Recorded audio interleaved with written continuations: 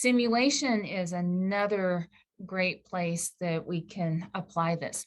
So I do a couple of simulations in the courses that I teach. I teach Med Surg 2 and I teach maternity, and we use simulation in both of those. And both of those both of those require that the students create a sim ticket before they enter the simulation. And sometimes that we use some case studies in order to help with their learning.